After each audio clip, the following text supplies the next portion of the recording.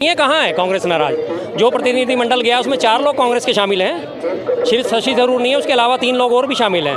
उसमें कोई दिक्कत नहीं है, ना वो नाराज़ है ना कोई ऐसी बात है। और ये तो अच्छी बात है कि पहली बार इस सरकार ने ऐसी उदारता दिखाई है कि विपक्ष को भरोसे में लेके चल रही है ये सरकार, और ये उसका अनुसरण कर रही है। जब आपको याद होगा राजीव गांधी जी थे हमारे, और राजीव गांधी जी ने अटल बिहारी वाजपेयी जी को यूएन में भेजा था भारत का पक्ष रखने के लिए, वो भी विपक्ष में। लोकतंत्र का पालन होता है। हमारे यहाँ अध्यक्ष जो है चुना जाता है, अध्यक्ष का फार्म भरा जाता है, चुनाव होते हैं। नड्डा साहब की तरह नहीं है कि उठा के खड़ा कर दिया ये नड्डा साहब हमारे अध्यक्ष आ गए और उन्हीं नाराजगी नहीं थी। ये आपको कहने का हक है कि आपने उन्होंने नाराजगी दिखाई। अगर ऑपरेशन सिंदूर को लेके कोई नाराजगी होती तो क्या 22 तारीख को पहलगाम हमला हुआ था, 24 तारीख को कांग्रेस वर्किंग कमेटी की बैठक आउट होती है, उसमें सारे आज हमें हमारे मोबाइल पहले क्या हुआ करते थे, बटन वाले हुआ करते थे, उसमें सुधार हुए तो आज हमारे पास स्मार्टफोन हाथ में है।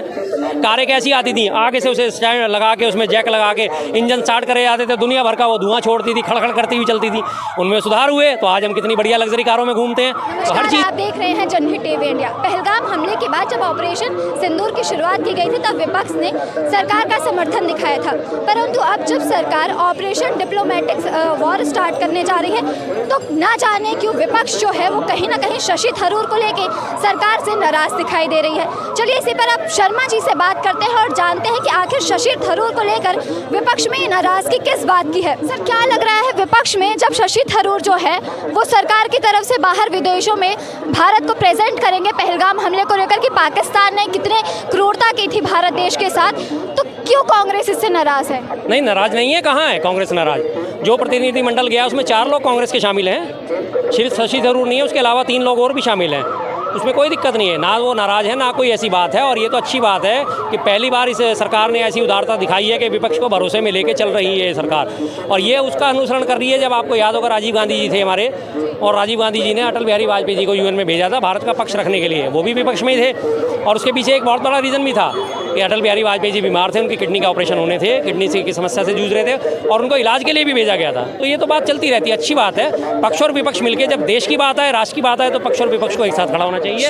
इसमें कहीं कोई नाराजगी नहीं है, शुरुआत में बात है, फैलाई जा रही है ये, ऐसा हकीकत नहीं है, परंतु ऐसी कई रिपोर्ट सामने आ रही है जिससे ये बात पता चल रही है कि शशि थरूर को लेकर कांग्रेस के अंदर कुछ ना कुछ खटर पटर चालू है। नहीं, ये सब मीडिया के अनर्गल प्रलाप हैं, मीडिया द्वारा फैलाया जाता है। जैसी भी भाजपा को लगता है कि अरे हमारे फेवर में कोई चीज़ जाने वाली है, वो लगातार तमाम उसका आईटी सेल और मीडिया जो है उसका सारा फैलाना शुरू कर देता है कि देख लो। वो हमेशा ये शो करना चाहते हैं कि देख लो तुम्हारी पार्टी में सब कुछ ठीक नहीं है, तुम्हारी पार्टी के लोग तोड़ के भाग रहे हैं, छोड़ के भाग रहे हैं, वो इस तरह की बातें करें। भाई, लोकतंत्र यही होता है।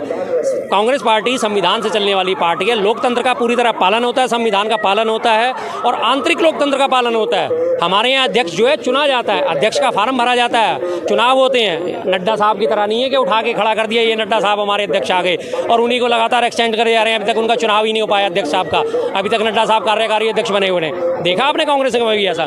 शशि थरूर साहब ने भी भरा था पर्चा, अध्यक्ष जी का जब चुनाव हो रहा था, अशोक गहलोत जी को बोला गया था, उन्होंने मना कर दिया था, तो शशि थरूर जी से पर्चा भरवाया गया था, खड़गे साहब ने पर्चा भरा था।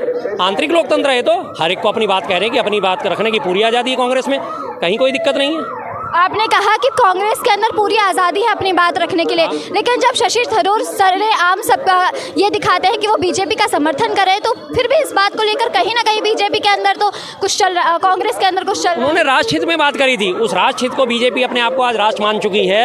अगर कोई भी राष्ट्र हित में बात करता है वो कहते हैं देखो हमारे फेवर में बोल रहा है, जब उन्होंने हमारे फेवर में बोल रहा है। उन्होंने प्रधानमंत्री के लिए भी कुछ शब्द बोले थे, अच्छे शब्द, सिंदूर ऑपरेशन को लेकर, तभी भी कांग्रेस ने नाराजगी दिखाई। जी, इसमें कोई नाराजगी नहीं थी, ये आपको कहने का हक है कि उन्होंने नाराजगी दिखाई। अगर ऑपरेशन सिंदूर को लेके कोई नाराजगी होती तो क्या 22 तारीख को पहलगाम हमला हुआ था, 24 तारीख को कांग्रेस वर्किंग कमेटी की बैठक आउट होती है, उसमें सारे नेताओं ने मिलकर एक स्वर में पारित करा था प्रस्ताव कि हम सरकार के साथ हैं। तो आप सारे आज कांग्रेस को ठहराओगे कि मोदी जी की सपोर्ट में आ गई है?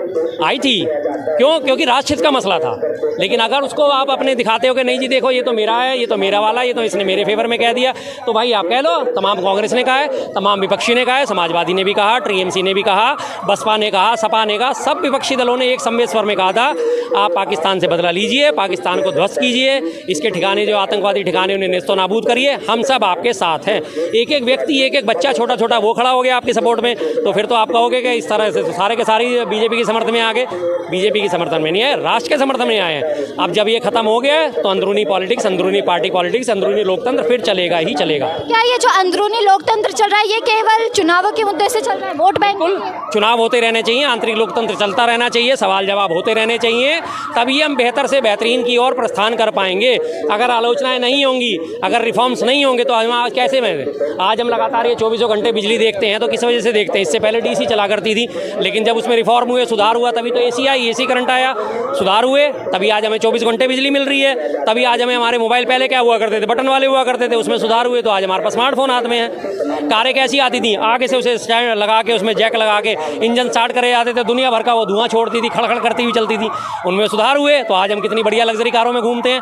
तो हर चीज़ यही आंतरिक लोकतंत्र पर भी लागू होती है। करते रहिए, बढ़ते रहिए। भारत की विकास नीति को दिखाता है, जैसे आपने अभी कई सारे हमें पॉइंट्स बताए, तो ये तो भारत की विकास नीति को बताता है, तमाम विश्व की विकास नीति को दिखाता है। जहाँ जहाँ लोकतंत्र होगा वहाँ आपस में लड़ाइयाँ होंगी ही, आपस में बातचीत होगी, आपस में विचार विमर्श भी होगा, और उस विचार विमर्श में जो चीज़ें अच्छी निकल के आएंगी उन्हें स्वीकार करा जाएगा, जो चीज़ खराब निकल के आएगी उसे किनारे रखा जाएगा। हर जगह की बात है, तो खाली अकेले हिंदुस्तान की बात नहीं है, हर जगह ये चीज़ लागू होती है।